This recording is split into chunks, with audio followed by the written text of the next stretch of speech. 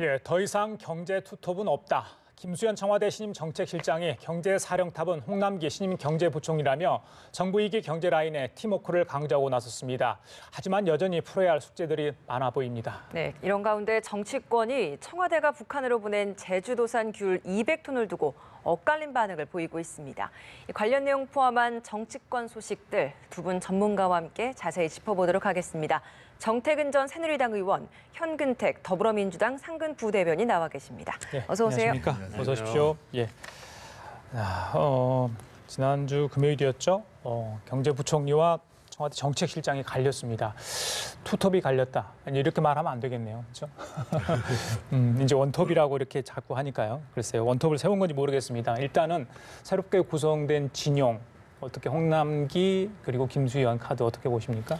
지금 앵커님께서 아주 중요한 말씀하셨습니다. 그동안 결국 투톱이라는 얘기는 누가 책임자가 명확하지 않다는 얘기거든요. 그게 엇박자가 나고 또 시장에 대한 그 신호가 자꾸 한 분은 뭐 성장할 거다, 한 분은 뭐 좀 안 좋다, 아니면 뭐 엇박자가 났던 게 결국 투톱이라는 표현에 다 녹아 있는 겁니다. 그래서 원팀을 강조하기 전에 원팀이라는 건 어느 정도 이제 실질적으로 어떻게 협의를 하느냐 문제고요. 원톱이냐 투톱이냐면 누가 책임을 지느냐 문제입니다. 결국 책임자가 누구냐, 최종적인 책임자. 여기에서 결국 원톱을 강조했다는 거. 그리고 원톱이 된다 그러면 책임자가 결국은 경제부총리다. 그리고 나는 보좌. 그다음에 어쨌든 뒤에서 받침하는 역할을 했다. 비서로서 역할을 하겠다. 뒷받침하겠다는 용어를 썼는데요. 저는 아마 적절한 표현을 봅니다. 그동안 어쨌든 투톱. 그러면 뭐 사실은 세 가지 정책이 지금 소득주 성장이라든지 혁신 성장이라든지 공정 경제가 이게 나눌 수 있는 게 아니거든요. 근데 이 투톱 얘기가 나오다 보니까 한 분은 이걸 맡고 한 분은 이거 맡고 이래 어찌 보면 그 자체가 이제 모순적인 얘기인데 그게 하나의 정책이고 한 사람이 책임져 나간다. 나는 그 뒷받침을 잘하겠다. 이런 면에서 본다 그러면 그동안 투톱, 엇박자 이런 부분은 상당히 해소될 것으로 기대합니다. 만약 인위적인 역할 분담이 가능할 건가? 실제 전 장하성 정책실장보다 김수현 실장이 더 막강한 파워를 가진 인물 아닌가? 여러 가지 커리어나 문재인 대통령과의 관계 여러 가지를 고려했을 때 그렇기 때문에 더 큰 목소리 내지 않을까? 뭐 이런 시각도 일각에서는 있던데 그 부분 어떻게 보십니까? 그러니까 지금 이제 그 경제를 운영하는 사람들의 이제 이 불협화음 때문에 이 위기가 왔는가? 그러니까 그렇게 따진다면 애초부터 혁신 성장은 뭐 김동연, 뭐 이 포용 성장은 장하성 이런 식으로 한 대통령의 리더십이 문제가 되는 거겠죠. 그런데 지금의 상황은 결국은 지금의 상황이 경제 지표상으로는 2009년도 금융위기 왔을 때하고 비슷한 정도로 어려운 상황이고 일자리 측면에서 보면은 고용 측면에서 보면 IMF 때 직후하고 비슷한 상황 정도로 지금 어려운 상황이거든요. 그럼 과연 지금의 경제 위기가 위기적 징후들이 어떻게 왔는가라는 문제를 갖고 처방을 내렸어야 되는데 과연 지금 이제 홍남기 부총리도 마찬가지고 김수현 수석 정책실장이 이 과정들을 돌파할 수 있을 것인가라는 거에 대해서 경제 주체들은 전혀 신뢰하지 않는다는 거죠. 예를 들면 김대중 정부 때 사실은 그런 상황 속에서 누가 등장을 했냐면 진녕 부총리가 등장을 했습니다. 그래서 진녕 부총리는 일성이 뭐였냐면 앞으로 청와대나 여당에 대해서 아니라는 것은 아니라고 얘기하겠다. 노무현 정부 때도 사실은 지금과 똑같은 상황이 있었어요. 초대 김진표 부총리하고 청와대 이정호 정책실장이 크게 대립을 해가지고 그 당시에 이제 구원투수로 등장한 사람이 누구였냐면 이현재 부총리였습니다. 이현재 부총리 같은 경우에는 어느 정도 심하게 얘기를 했냐면 이 86 세대들은 공부를 잘 안 해가지고 경제 공부를 안 해가지고 시장 경제를 잘 모른다. 이렇게 얘기할 정도로 얘기하면서 지금은 시장적 실효주의로 가야 된다. 이런 말씀들을 하시거든요. 이 얘기가 의미하는 건 뭐냐면 기본적으로 지금 경제 정책의 기조에 문제가 있기 때문에 이것을 전환시켜야 된다라는 것을 구원투수가 했던 거거든요. 그런 측면에서 본다면 이번에 홍남기 그 부총리 내정자도 그렇고 김수현 수석도 그렇고 경제 방향에는 수정이 없다 이렇게 얘기를 해요. 네. 이런 상황 속에서 과연 그러면 각 경제 주체, 특히 시장에 있는 사람들이 이게 좀 정상적인 변화로 돌아가고 있구나라는 걸 느낄 수가 없거든요. 그래서 제가 보기에는 앞으로도 상당히 어려울 거라고 봐요.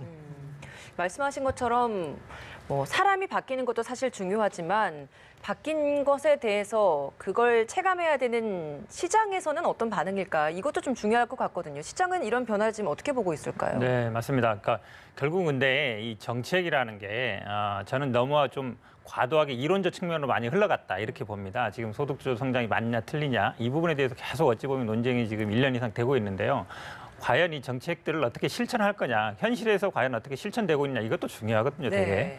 결국은 이 문제 의식 기본적으로 불평등이 심화되고 있고 소득이 지금 양극화가 심화되고 있다. 그래서 어찌 보면 지금 소득의 불평등을 좀 완화시켜야 된다. 이 부분은 저는 다 동의할 거라고 봐요. 그 다음에 경제는 성장하지만 고용은 안 늘어났다. 지금 오히려 더 심각해진 건 경제 성장률 자체가 떨어지고 있기 때문에 이 부분, 그러니까 처음에 제가 말씀드렸던 경제는 성장하지만 고용은 안 늘어난다. 이 부분도 다 동의할 것이고요. 그다음에 현재 어쨌든 경제 상황이 어려워지고 있다. 예. 그럼 결국은 이 성장 잠재력을 높이고 성장률을 높여야 된다. 이 부분에도 저는 다 동의할 거로 봐요. 어떻게 실천할 것이냐 그 부분이 있는데 이걸 과거처럼 그러면 예전처럼 그냥 대기업들한테 그냥 자유를 맡겨둘 것이냐 그건 좀 아니라고 보거든요. 어쨌든 그렇게 해서도 우리나라 지금 경제 성장률보다 고용 증가율이 거의 한 3분의 1 정도밖에 안 돼요. 지금 더 떨어지고 있어요. 한마디로 얘기하면 경제가 성장해도 그러니까 되도록이긴 해요. 그러니까 성장이 먼저냐 아니면 어찌 보면 이제 고용 일자리가 먼저냐 이 부분이 있지만 저는 이게 두 가지가 양자택일 문제는 아니다. 근데 지금까지 우리가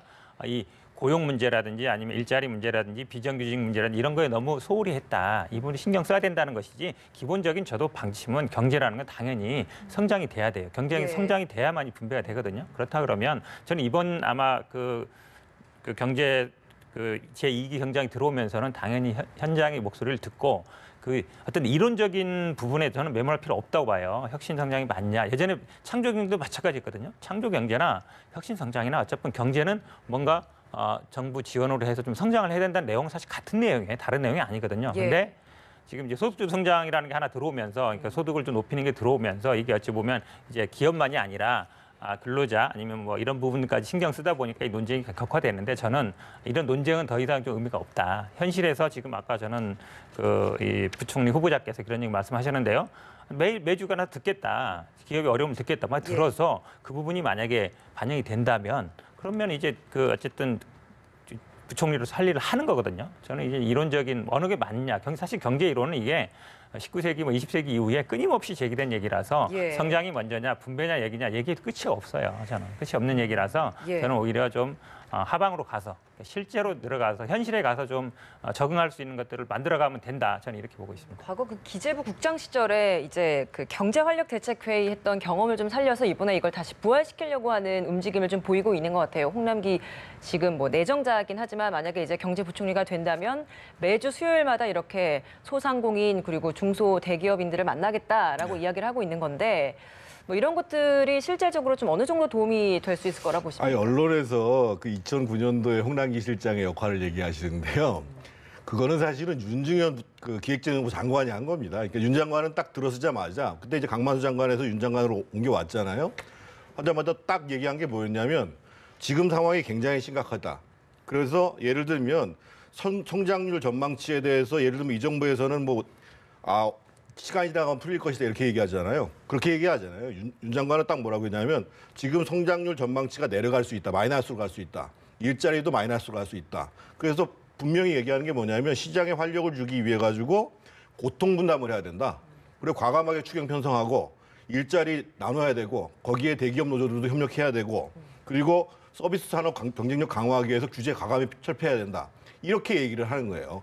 그거를 국장으로 했던 사람이 홍남기 씨죠, 기본적으로. 그러니까 지금 문제는 오늘도 대통령 지금 문재인 대통령의 경제자문기구 그 부의장을 맡고 있는 김광두 부의장이 뭐라고 하냐면 지금 위기다 아니다 논쟁할 때가 아니다. 실제로 위기적 전조가 지금 보여주고 있는 것이고 그것을 과감하게 헤쳐나가야 되는데 과거보다 지금 더 어려운 것은 과거에는 외환과 금융상의 위기였다고 한다면 지금은 실물에서 설비 숫자가 계속 줄어들고 있고 생산도 줄어들고 있다고 얘기를 한단 말이에요. 그러니까 자꾸만 시장 친화적인 정책의 전환이 필요하다고 얘기를 하는 건데 문제는 이런 거라는 거죠. 그러니까 홍남기 부총리가 만약에 취임한다고 하더라도 지금 청와대에서 실제로 일자리를 역행하는 정책, 예를 들면 일자리를 파괴하는 경제가 공정경제라고 얘기할 수 없잖아요. 그러면 최저임금도 과감하게 속도를 늦출 필요가 있는 것이고, 그러니까 이미 속도를 조절했다 이런 식으로 얘기하는 것이 아니고, 예를 들면 여러 가지 부작용이 발생하고 있는 52시간 노동대와 관련해서도 과감하게 우리 기간 늘리겠다, 탄력근로제 이런 식으로 하면서, 그리고 시장 규제에 대해서는 지금 예를 들면 뭐 원격 의료 서비스를 비롯해가지고 여러 문제들을 지금 집권당인 민주당이 지금 반대하고 있잖아요. 그런 규제 역시 과감하게 하겠다.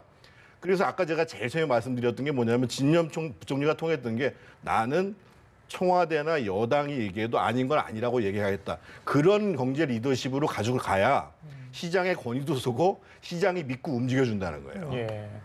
글쎄요. 이게 보통 문제는 아닌 것 같아요. 정말 정부와 청와대가 정말 아무리 일 잘하려도 실제적으로 이게 구현하고 발현되는 데는 많은 시일이 걸릴 거고, 이게 또 시장에서 느끼는 그런 것들은 다 움직이면 또 개체들이 다 다르게 느끼기 때문에 쉽지 않나 보이는데, 일단은 홍남기 부총리가 이제 하나의 관문이 남았잖아. 인사청문회.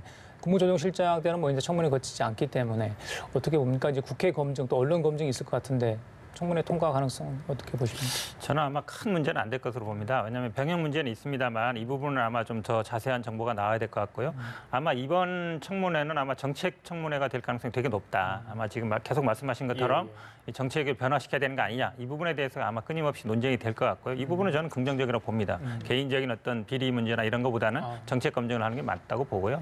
지금 이제 계속 말씀하셨지만 뭐 52시간 탄력근로제 이미 이제 나왔습니다. 그 52시간을 뭐 3개월 할지 6개월 할지 12개월 할지 안은 있지만 어쨌든 좀 늘리겠다. 기업의 요구를 어느 정도 수용하는 거거든요. 그다음에 최근에 이제 카카오 경제 뭐 택시 이런 것도 봤습니다만 공유 경제라는 이런 부분이 사실은 하려면 시장과 많이 부딪히는 부분이 있습니다. 그러니까 현재 시장 논리라는 게 어찌 보면 당연히 우리 시장 논리로만 본다 그러면 우리 그 카풀이랄까요? 그런 거 인정하는 게 맞거든요. 하지만 택시 업계 문제가 있는 겁니다. 원격 의료도 마찬가지예요. 당연히 하려 그러면 현재 어떤 의료계 반대라는 게 이런 게 있는 거거든요. 그러니까 항상 이게 시장 논리와 정책은 항상 일치하는 게 아니다. 수요 당연히 우리 카풀하자 그러면 수요가 생길 수 있어요. 하지만 기존의 어떤 이해관계들이 있는 것이죠. 근데 저는 일자리를 나누기도 마찬가지라고 봅니다. 기존에 노조들이 있어요. 당연히 일자리 나누기면 좋죠. 상징적으로 알겠지만 우리 하다못해 이런 것도 있어요. 정년이 늘어나면 현재 들어온 사람들한테 불리해요. 근데 현직에 있는 사람들이 유리하거든요. 이게 쉬운 문제는 아니에요. 당연히 말씀하신 것처럼 저는 정부가 그런 면에서는 중심을 잡아야 된다는 게 맞고요. 지금 말씀하신 청문회 부분은 앞으로 이제 더 나올 게 있을 거라고 봐요. 왜냐하면 언론들이 대부분 그 역할을 하기 때문에 뭐 위장전임 뭐 이런 이분이 아마 또 뭐 석사 박사 했으면 이제 뭐 논문 문제도 나올 수 있어서 이런 분이 어떻게 나오느냐에 따라 가지고 좀 달라질 여지가 있지만 현재까지 드러난 것은 큰 문제는 없을 것이다. 더구나 이제 박근혜 정부 아니면 이명박 정부에서 계속 쭉 일을 해온 분이라서 야당 입장에서도 그동안에 예를 들어 캐비넷 문건 이런 거 가지고 공격하기는 쉽지 않은 상황이 아닌가 이렇게 봅니다. 개인 신상보다는 어떤 정책적인 부분에 초점이 맞춰서 야당도 좀 공격을 할 거다 이렇게 보시는 거군요. 네. 그러니까 이제 그 이 정부가 설정한 인사에 대한 7대 원칙이 있잖아요. 거기에만 위반되지 않으면 사실은 이제 그 청문 보고서를 채택해 주는 게 맞고, 왜냐하면 지금 상황이 굉장히 어렵거든요. 물론 김동연 부총리가 경질했다고 해가지고 새 부총리가 안 왔는데 일을 안 하는 건 아니겠죠. 근데 어떻든 리더십을 제대로 발휘할 수 있는 경제 수장이 없는 상황 속에서 아까도 제가 말씀드린 것처럼 지금 이렇게 위기적 상황들이 계속 가속화되고 있는, 징후들이 가속화되고 있는 조건 속에서는 빨리 오시는 게 맞고, 다만 이제 만약에 실제로 국회에서 검증을 해보니까 그 정책적인 거 외에도 아까 말씀드렸던 7대 검증 사례에 또 들었다. 그러면은 야당 입장에서 봤을 때는 청문 보고서를 채택 안 할 수밖에 없는 거예요. 그러면 또 이런 일이 벌어지겠죠. 뭐 이번에 조명근 장관 임명했듯이 시간 끌었다가 이제 임명하는 방식이 되겠죠. 뭐. 예. 이렇게 계속해서 이제 청문 보고서가 채택이 되지 않는데도 불구하고 임명을 강행하는 사례가 지금 벌써 7차례가 되다 보니까 야당에서는 이럴 거면 뭐하러 인사청문회를 하냐라는 회의론까지 나오고 있잖아요. 사실은 제가 보기에는 이제 우리나라랑 미국이 제도가 다른데요. 미국은 굉장히 수사기관이 거의 인사청문회를 합니다. 우리나라 같은 경우 인사청문회를 거의 언론이 합니다. 언론에서 이미 다 나온 얘기들을 국회의원들이 질의하는 수준이에요. 국회의원들이 따로 어떤 정보를 수집하기보다는 그러니까 언론을 통해서 이미 검증이 이루어집니다. 예를 들어서 위장전임 문제라든지 논문 문제라든지 아니면 뭐 증여 문제라든지 이런 게 언론에서 이미 들어오기 때문에 의미가 없지 않다. 저는 의미가 있다 보고요. 물론 이제 인사청문회 그러면 채택이 안 됐는데 이제 왜 그러면 뭐 했느냐 이런 문제는 있는데 그럼 왜 그분을 이제 안 해주느냐 이 얘기 또 따져야 되거든요. 어찌 보면 정책적인 부분이라든지 이런 것도 있지만 그동안 보면 과거에 이제 위장전임 문제라든지 아니면 뭐 증여 문제라든지 사실은 어찌 보면 뭐 굉장히 예전에는 이게 문제가 안 될 것처럼 사람들이 많이 행동해온 측면이 있거든요. 그런 부분들이 지금 장관을 하기 위해서 이렇게 나갔을 때 그분의 어떤 정책 능력이라든지 아니면 장관의 수행 능력과는 크게 관계가 없는데 이런 부분으로 계속 이제 태클이 걸리다 보니까 문제가 되는데 이거는 저는 시간이 지나면서 해결될 문제다 이렇게 봅니다. 예. 이 문제 관련해서 제가 한 말씀 꼭 드리고 싶은데요. 그러니까 같은 대통령제를 취하고 있는 미국 같은 경우가 보통 각 부처 청문대상은 훨씬 많고요. 각 부처의 한 서열 4위 정도 되는 사람이 미 하원에서 표결을 합니다. 인준 표결을 해요. 근데 이제 우리는 사실은 그 뭐 헌법재판관이라든지 대법관이라든지 뭐 총리라든지 이런 사람들은 표결을 하지만 각 부처 국무위원인데 표결을 안 해요. 그래서 적어도 국무위원회에 해당하는 사람들은 본회의에서 인준 표결을 좀 해야 되는 것이 아닌가. 인준 표결 대상을 좀 늘리라는 거죠.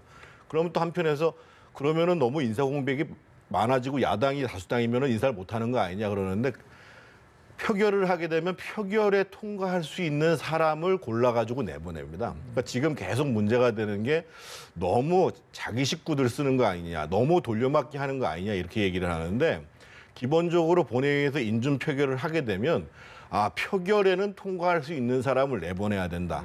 이게 이제 원칙으로 쓰게 되거든요. 예. 그래서 저는 국회에서 특히 이제 이 의회 권력에 대해서 상당히 중요시하는 우리 민주당이 다수당이 됐을 때 좀 인준 표결 대상을 좀 늘리는 방식으로 하면 인사청문회라는 게 훨씬 더 의미가 있지 않겠는가 이런 생각을 해봅니다. 제가 약간 반론을 좀 제기하면요. 사실은 지금 표결을 하는 분들은 다 헌법상 국회 동의를 받게 돼 있는 분들이에요. 총리라든지 아니면 뭐 대법원장, 대법관, 헌법재판소장. 그런데 지난번에 이제 논쟁이 됐던 게 이제 부총리도 그러면은 이제 국회에서 비준하자 이 얘기 나왔을 때 그 얘기가 나오거든요. 이게 그럼 헌법 사항이 아닌데 물론 법으로 정할 수는 있어요. 하지만 지금까지 우리나라는 헌법에 규정된 분들은 그 국회 비준을 받지만 그렇지 않은 분들은 이렇게 그렇지 않았거든요. 그래서 헌법상은 해임 건의는 있지만 이거를 이제 비준하는 건 없어요. 장관 같은 경우에는 이제 그런 어떤 한계는 있습니다. 그래서 그 부분은 이제 법적으로 헌법적인 문제도 된다 이런 말씀드리고 예. 싶습니다. 분명한 거는 이제 김동연 부총리가 갈렸고요. 이제 새로운 홍남기 부총리가 언제 좀 제대로 자리를 잡을지 그 기간은 아직 뭐 미정이죠. 인사청문회도 있고. 근데 문제는 지금 예산안 심사 중이잖아요. 네. 과거에도 이런 전례가 있는지 모르겠습니다. 그런데 지금 야당 쪽에서는 김수현 정책실장이 나와줘야 된다. 예산안 심사 때. 그리고 지금 예산 소위도 15일부터 지금 가동이 돼야 되는데 소위 구성을 두고도 지금 마찰을 빚고 있는 상황이거든요. 예전에 국회의실도 그렇지만 이 시간에 쫓겨가지고 또 예산안이 졸속으로 심사되지 않을까 그런 우려가 좀 있습니다. 지금 이제 딱 20일 남았잖아요. 근데 이제 한 가지 아쉬웠던 점은 8월 달부터 계속 이제 이 불협화음 문제가 심각해졌는데 장하선 실장하고 김동연 부총리가 그러니까 정기국회 들어오기 전에 경질 조치를 했든지 아니면 불과 지금 20일을 남았는데 그걸 좀 기다렸다가 20일 이후에 12월 2일이면은 국회 선진화법 때문에 무조건 예산을 통과시켜야 되거든요. 헌법이 정한 기간이고요. 그 12월 3일 날 인사하면 되잖아요. 그걸 꼭 지금 이제 못 참아가지고 3주 전에 해가지고 지금 이 사단이 나고 있는데요. 국회에서 예를 들면 그 공무원에 대해서 요청을 하게 되면 출석을 해야 되는 건 맞습니다. 그래서 저는 김수현 실장 같은 경우는 이미 이제 내정이 된 게 아니라 임명이 된 거잖아요. 그래서 국회가 요청을 하면 와서 설명을 하는 게 맞다고 생각하고 다만 이제 지금 부총리 문제와 관련해서는 이 예산을 짠 사람도 사실은 이제 김동연 부총리고 아직 새 부총리가 임명이 안 됐기 때문에 당연히 김동연 부총리가 나와서 답변할 거 답변하고 해야죠. 근데 그것 때문에 예를 들면 김수현 실장이 안 나오니까 얘기를 못 하겠다. 이렇게 할 필요는 없는 것 같고 야당에서도 요구하되 그리고 정부에서도 적극적으로 지금 대표적으로 지금 그 김수현 실장이 이렇게 얘기를 하잖아요. 우리 포용력 국가 그리고 소득주 성장 계속 가겠다 이렇게 얘기를 하니까 그거에 대해서 본인이 책임 있게 답변할 필요가 있는 거죠, 뭐. 하실 말씀 있으실 것 네, 같습니다. 저도 원론적으로 맞는 말씀이세요. 왜냐하면 예산을 짠 거는 김동연 부총리고 어쨌든 또 현직에 있습니다. 그리고 예산을 최종적으로 짜고 집행하고 이게 결산까지 하는 거거든요. 그 책임은 부총리한테 있는 거예요. 그러니까 근데 정책실장은 보좌하는 역할이지. 예를 들어서 지금 말씀처럼 정책이 맞느냐 아니냐 따질 때는 부를 수 있지만 예산을 증액하거나 삭감하거나 이 권한은 사실은 뭐 정책실장에 있다고 할 수는 없죠. 어찌 보면 이제 쟁점만을 노리는 건데요. 저는 이제 이 예산안 심의는 그 부총리한테 하는 게 맞다고 보고 이거를 오히려 또 이제 그 정책실장을 불러서 또 뭐 완팀이라고 지금 얘기하고 있는데 또 이제 어찌 보면 이제 좀 이간질을 시키려는 그런 목적이 아닌가라고 봐서 적절하지 않은 것 같습니다.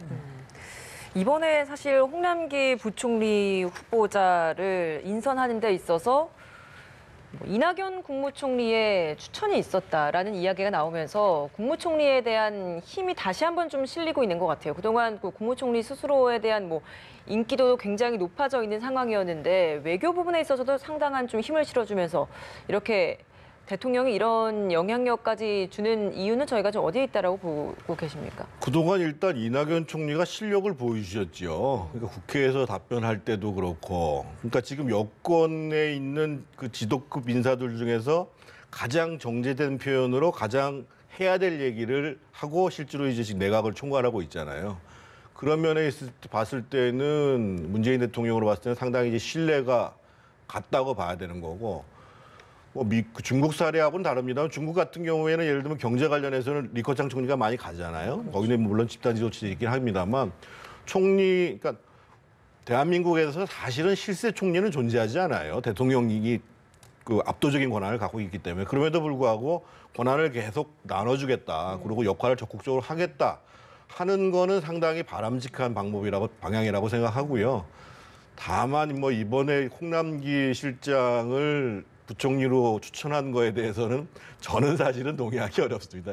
이낙연 그 총리다운 추천인가라는 거에 대해서는 좀 회의감을 갖습니다. 네. 저는 좀 아마 예전에 노무현 대통령, 이해찬 총리 같은 뭐 정도는 아니겠지만 우리 이낙연 총리가 그 정도를 해나가는 게 아닌가 이렇게 봅니다. 왜냐하면 다들 아시지만 이제 외교 안보는 굉장히 잘하고 있습니다. 문재인 대통령 중심으로 해서 외교 안보팀은 잘 굴러가고 있거든요. 근데 경제라든지 사회라든지 국내 문제에서는 잘 안 되는 거 아니냐 이런 부분들은 아마 이낙연 총리가 좀 중심을 잡아가지 않을까. 왜냐하면 국무조정실장을 경제부총리를 했기 때문에 결국은 아마 청와대와 부총리 간에 아마 이게 불협화음이 생길 때도 이낙연 총리가 충분히 저는 조절할 수 있다고 봅니다. 그전에는 이게 좀 어찌 보면 잘 안 됐거든요. 예. 이번에는 아마 그럴 여지가 있다. 그렇게 본다 그러면 경제 사회 문제, 특히 이제 국내 이런 문제들은 이낙연 총리가 좀 중심을 갈 수 있겠다 이렇게 봅니다. 예, 자 혼돈에 빠진 자유한국당 얘기 좀 하겠습니다. 지난주에 전원책 변호사 해촉이 됐습니다. 예, 김병준 비대위원장 책임론, 뭐 조기 퇴진론까지 이제 슬며시 좀 나오는 것 같아 당 안팎에서 많은 상처를 좀 입은 것 같죠? 네.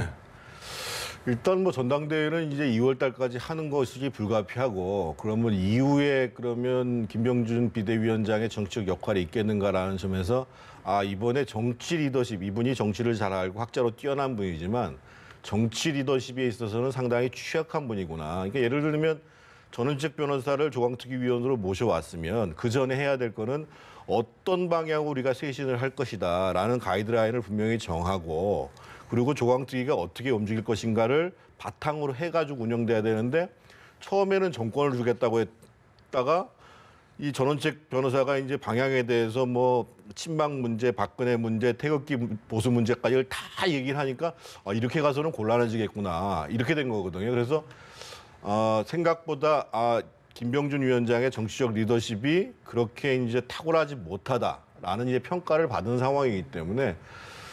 결국은 앞으로 자유한국당이 뭐 산으로 갈지 바다로 갈지는 솔직히 모르겠습니다만 결국은 내년 전당대회에서 새 지도부를 뽑아서 그 지도부가 책임지고 가는 거 외에는 지금 도리가 없는 상황이 됐죠.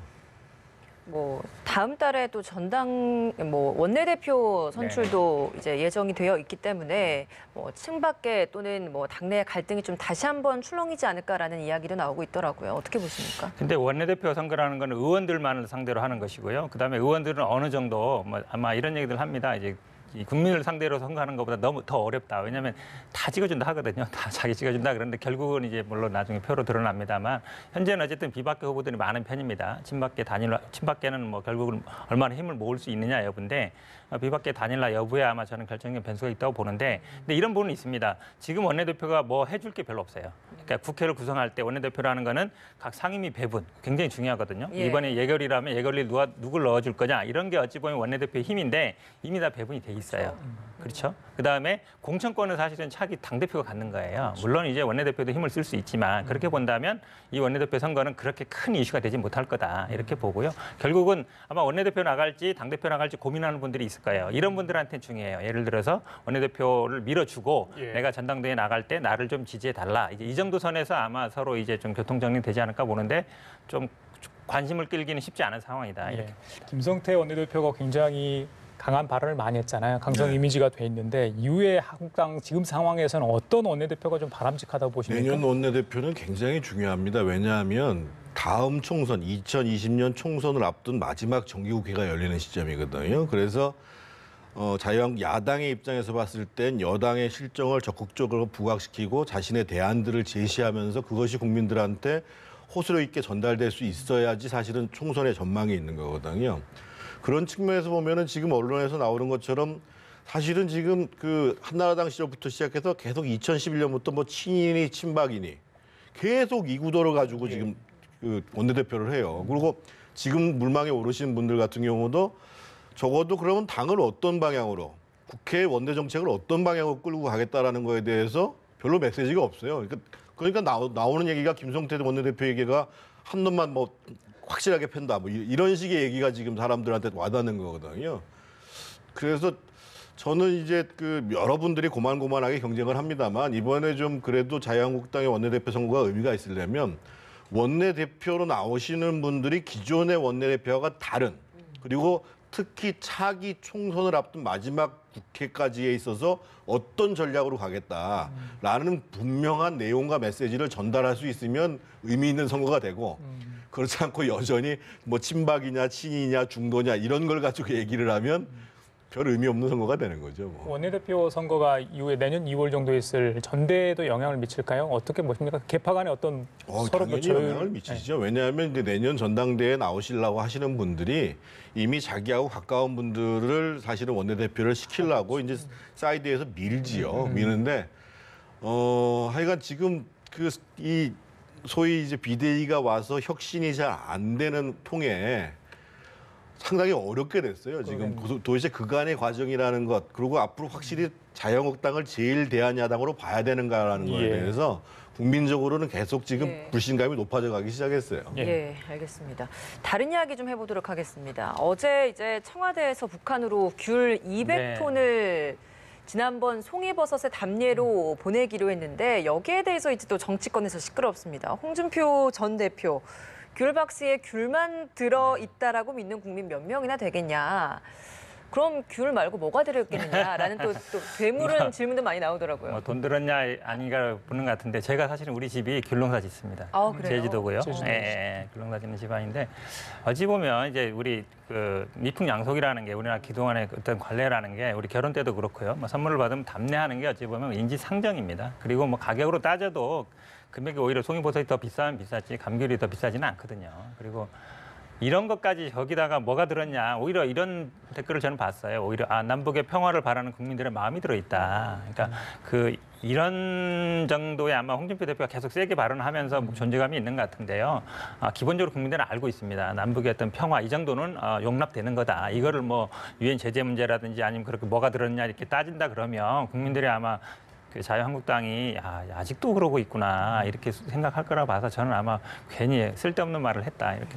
네 차례에 걸쳐 자유한국당이 그런 건 아니고 사실 홍준표 대표가 그런 건데 문제는 홍준표 대표가 옛날에 굉장히 총명하셨던 분인데 지금은 계속 반복적으로 발언을 하시다 보니까 이게 포인트가 틀리는 게 아닌가 싶어요. 무슨 얘기냐면 아마 이전에 이제 대북 송금 등 여러 가지 불법적인 지원 문제를 말씀하고 싶었던 것 같아요. 그런데 이번 사실은 귤 문제와 관련해서는 지적할 수 있는 대목이 딱 한 가지는 있죠. 그러니까 시점이 마치 지금 미국에서는 뭐 펜스 부통령을 비롯해서 제재를 강화해 나가고 있는 상황 속에서 우리 정부가 그것을 엇박지 않는 것처럼 보이기 때문에 시기적으로는 좀 적절치 않아서 좀 땡겨서 하든지 뭐 이런 지금 이제 미국과 한미 간의 공조 문제와 관련해서 문제를 충분히 지적할 수 있는데 거기에 이제 뭐가 들었다라는 식으로 그렇게 되면은 이제 소위 진짜 대한민국의 보수 정치인들은 남북의 평화나 화해를 바라지 않는 거 아니냐.